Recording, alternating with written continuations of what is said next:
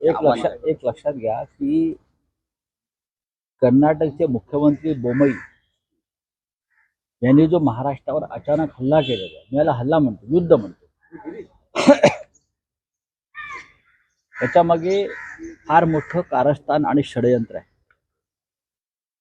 महाराष्ट्रामध्ये भारतीय जनता पक्षाच्या नेत्यांकडून छत्रपती शिवाजी महाराजांचा जो अपमान झालेला आहे, मग राज्यपाल कोश्यारी असतील, भाजपचे राष्ट्रीय प्रवक्ते सुधांशु त्रिवेदी असतील, ज्यांनी छत्रपती शिवाजी महाराजांवरती चिखलफेक केलेली आहे, त्याच्यामुळे महाराष्ट्रात एक संतापाची लाट उसळली या सरकारच्या विरुद्ध. त्याच्यावरचं लक्ष विचलित व्हावं, शिवाजी महाराजांच्या अपमानाचा विषय मागे पडावा म्हणून बोमईना पुढे करून सीमा भागावरती म्हणजे महाराष्ट्रातल्या या सगळ्या सोलापूर, अक्कलकोट, जत वरती हक्क सांगण्याचा प्रयत्न आहे.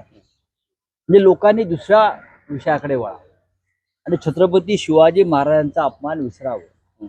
नाही तर भारतीय जनता पक्षाचा एक मुख्यमंत्री तिथे भाजपचं राज्य आहे, त्याच्यावरती कधी असं अटॅक करताना दिसत नाही महाराष्ट्रात, देशभरामध्ये. कधी पाहिलं का तुम्ही? योगींनी गुजरातच्या मुख्यमंत्र्यावरती अटॅक केला. गुजरातच्या मुख्यमंत्र्यांनी कर्नाटकच्या भाजपच्या मुख्यमंत्र्यावरती कधी अशा प्रकारे हल्ला? असं कधीच होत नाही. वो एक शिस्तबद्ध पक्ष आहे, डिसिप्लिन पार्टी आहे.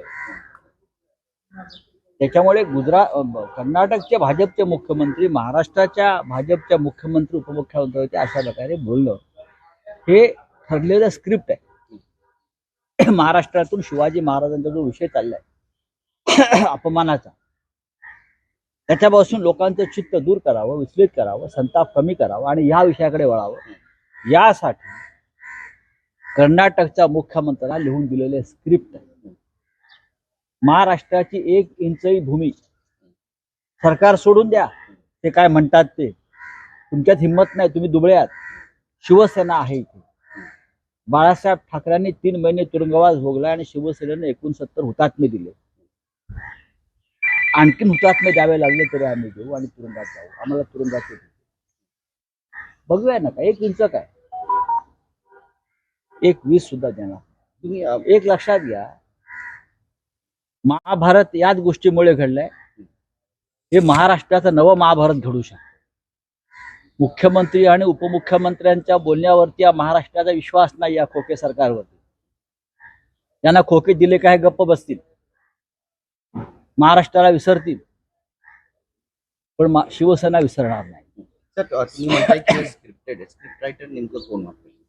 दुसरं कोण असणार? जेव्हा जेव्हा महाराष्ट्रामध्ये असे विषय निर्माण होतात तेव्हा काहीतरी वेगळा विषय काढला जातो. तेव्हा राज्यपालांनी मुंबई ठाण्यातल्या मराठी माणसाचा अपमान केला की जर गुजराती आणि मारवाडी समाज इथे निघून गेला तरी मुंबई आर्थिक राजधानी राहणार नाही, मराठी माणसाला कोण विचारणार? तेव्हाही गोंधळ झाला. तेव्हा लक्ष विचलित करण्यासाठी संजय राऊतांना अटक झाली. यांची सगळे स्क्रिप्ट तयार असते. आताही तसंच आहे. छत्रपती शिवाजी महाराजांचा अपमान लोकांनी विसरावं म्हणून सीमा भागाचा विषय वेगळ्या पद्धतीने काढून महाराष्ट्रावर हक्क सांगण्यात आला.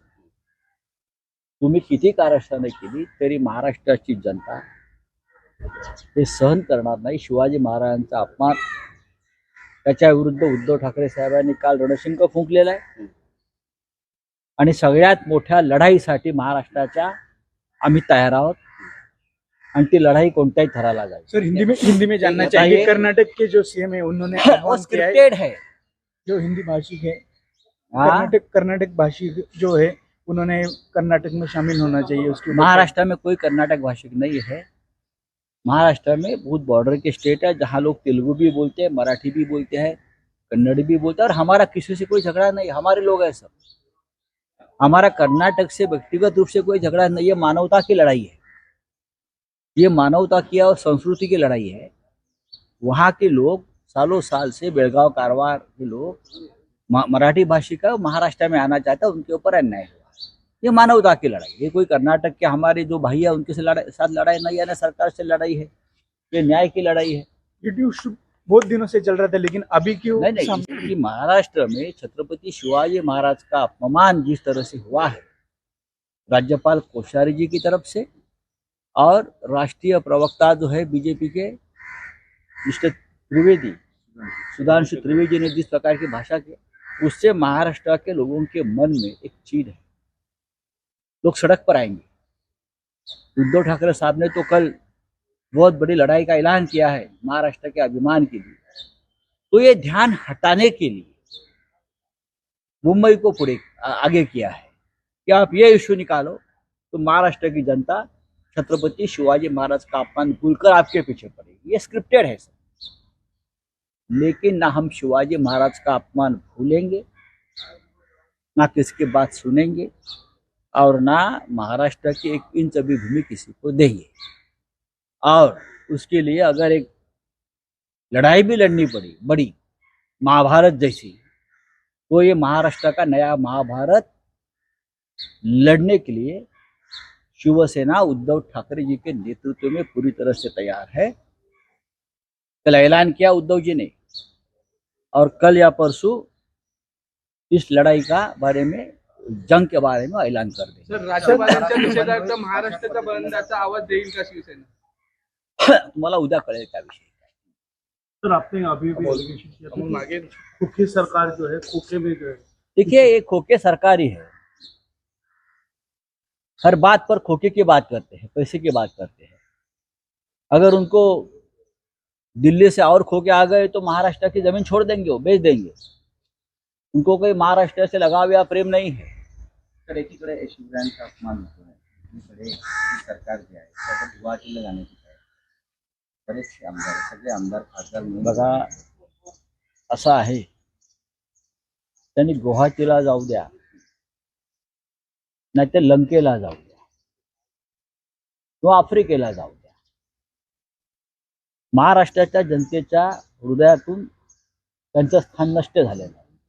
ते इथे गेले काय, तिथे गेले काय, जमिनी खाली गेले काय किंवा आकाशात गेले का, काय फरक पडतो? हे जे 40-50 लोक आहेत त्यांचं नामोनिशाण महाराष्ट्राच्या जनतेनं आपल्या हृदयातून पुसून टाकलेलं। इतके घाणेरडे लोक या महाराष्ट्राच्या राजकारणात कधी निर्माण झाले नाही। पक्षांतर याआधी झालेली आहेत, यापुढेही होतील, पण हे पक्षांतर नसून यांनी रक्तच बदललं, डीएनएच बदलून टाकलं, हस्तांतर केलं। चला निषेध की लड़ाई में शिंदे जी मंत्रिमंडल की मीटिंग छोड़कर शिरडी और ज्योतिष देखने जाते हैं। देखिए, जिसका आत्मबल और आत्मविश्वास कम होता है वो इस तरह से जंतर मंतर में जाते हैं, तंत्र मंत्र में जाते हैं, ज्योतिष विद्या के पीछे लगते हैं। लगने दो ना, लगने दो। महाराष्ट्र की जनता ने उनका भविष्य तय किया है सबका, और क्या है उनको भी मालूम है, इसलिए सबको हाथ दिखाने, कुंडली दिखाने भागते हैं। उनके कुंडली में कुछ महीने में आपको पता चलेगा, सत्ता योग नहीं है। उनकी कुंडली स्पष्ट कहती है, मुझे भी कुंडली का अभ्यास है। सर, जिस मंदिर में जा रहे हैं वो तंत्र मंत्र का बहुत बड़ा मंदिर माना जाता है। हाँ? जिस मंदिर में वो कामाख्या देवी तंत्र मंत्र अघोरी विद्या के लोग हैं, या अघोरी विद्या में ज्यादा विश्वास रखते हैं, लेकिन जो अघोरी विद्या के पीछे पड़ते हैं उनका अंत भी बहुत अघोरी होता है।